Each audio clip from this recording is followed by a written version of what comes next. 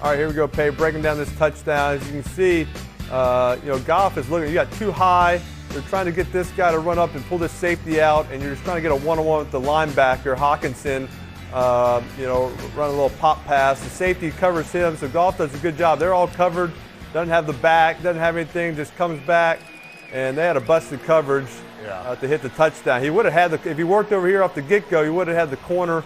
You're kind of thinking this is more one high man.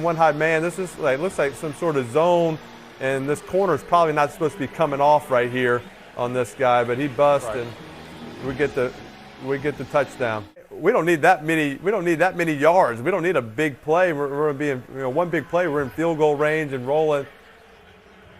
So, I think also for Goff, Pat, I wonder if he gets a little say on some of these 2-minute plays, right? These are probably some of the plays, I'm sure the coach, Nathaniel, is saying, hey, what are some of your favorite plays in the 2 minutes? Like, give me your 10 favorite plays. Let's run those, especially on first down. This is like, hey, get me a completion. Let's get 6 or 7 yards, get this thing rolling. I mean, they could even run the ball. They might even start off with a little run just to get things going. They should. That's a good call, Lee, because there it is. All right, provisional is not a mulligan. Right there, LaFleur is scratching out the plays that he called in the first half, right? He's putting a little star next to the plays that he wants to come back to in the second half, right? He's checking his answer sheet. I love a little input here from Adams. Adams is saying, hey, Coach, I can get open. I can get open on these plays. Yeah, absolutely. And there's no doubt Aaron's going to have a lot of say here at halftime, what he likes. As LaFleur told me, Aaron has total control. If he doesn't like the call, he can change it. He can get to something. LaFleur is trying to give him a good idea. In the 2-minute drill, Aaron's calling all the plays, which I think is the only way to do it when you got a veteran quarterback. Give him the freedom to call the plays that he likes. There's no better view than out there on the field, Eli, as you know, as a quarterback, right?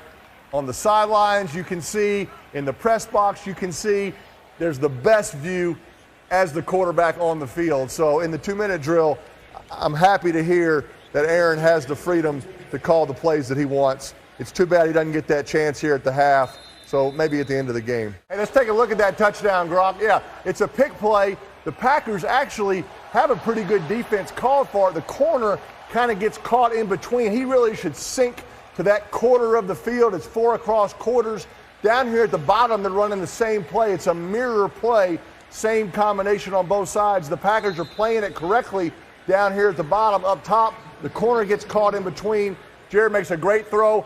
Our ball or nobody's ball. That's what I like about that throw, Gronk, right? It's our ball or nobody's ball. There's no way the Packers are getting their hands on that football. Brady does a lot of those passes to you. Big play by Hawk. Hawk is Goff's guy. That's his go-to guy for sure.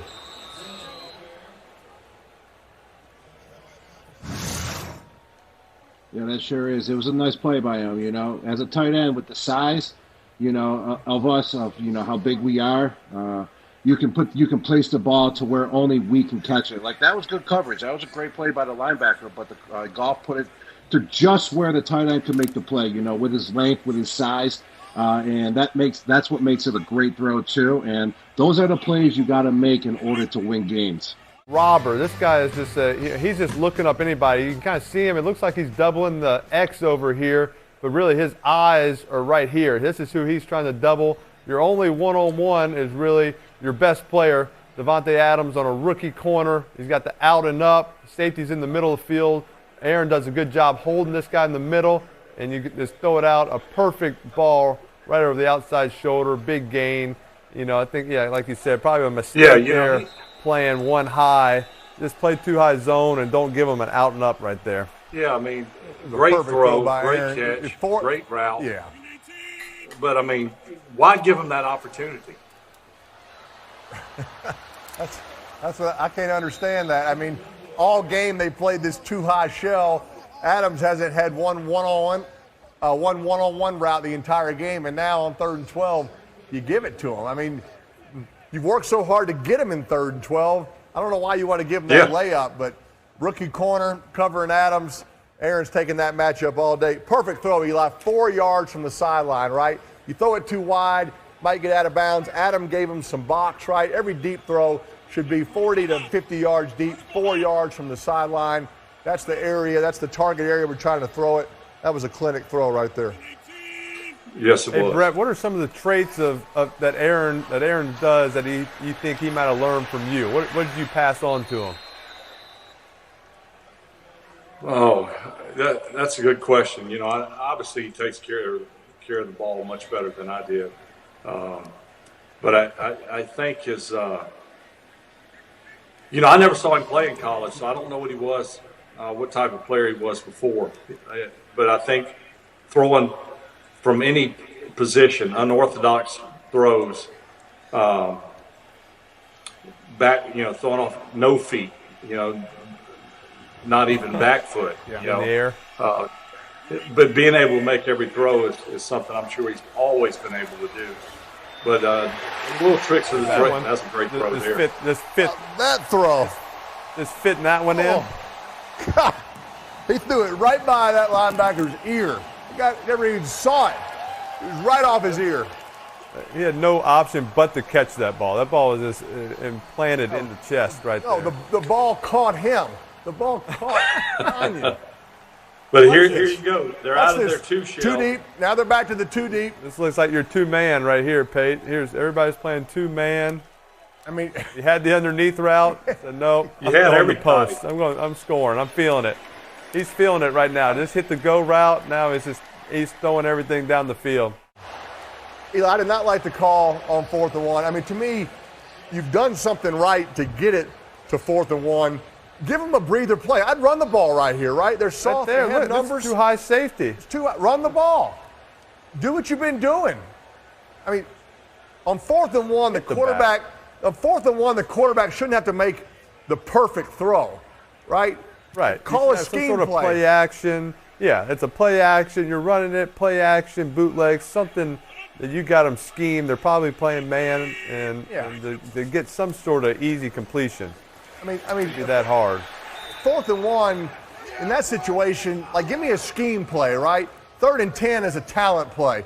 Now that's where Jared Goff has to earn his money by making a great throw. On 4th and 1, you shouldn't have to make a great back shoulder throw because you got to have a better play call. It's almost like they weren't really ready for that call, like I thought they were, because that wasn't the call that you really like to have. But Green Bay is not substituting. They're already in their 3 receivers, and so Detroit's trying to get to their 3rd down package and cannot get to it in time. Nice catch. You work on that throw. How about that throw? I mean, that's exactly what Favre was talking about, right? Yeah. I mean, Aaron's feet. Back foot. Watch right here. Going backwards. I mean, his feet are like this. And he throws like this. Your foot should be pointed right toward your target line, right? For me, I had to get lined up toward the target to throw. Aaron can be pointed backwards, right? He can be pointed the other way, throwing across his body. His arm is elastic. He can make all those throws. I'm jealous of Aaron Rodgers, right? I couldn't make those throws. I had to have my feet lined up perfectly. He can make all the throws. That's frustrating to a defense. The Lions actually have this running back banjoed. Basically, the linebacker on the right side, if the running back releases, he's going to take him. But Jones jabs to the right, comes back to the left. Collins is thinking, I don't have this guy. Oh, no, now I do. So the release by Jones confuses the backers on the banjo coverage, right? Collins is late. The little pick helps. Probably didn't even need it. Patrick, that's a pretty good concept versus that coverage, right? When you guys are reading the back's release, that's a pretty good concept. Yeah, it is, and that's why it's important for the defense to communicate, especially between those 2 linebackers on that. Any movement on my side, I got him. He goes to yours, like you have him.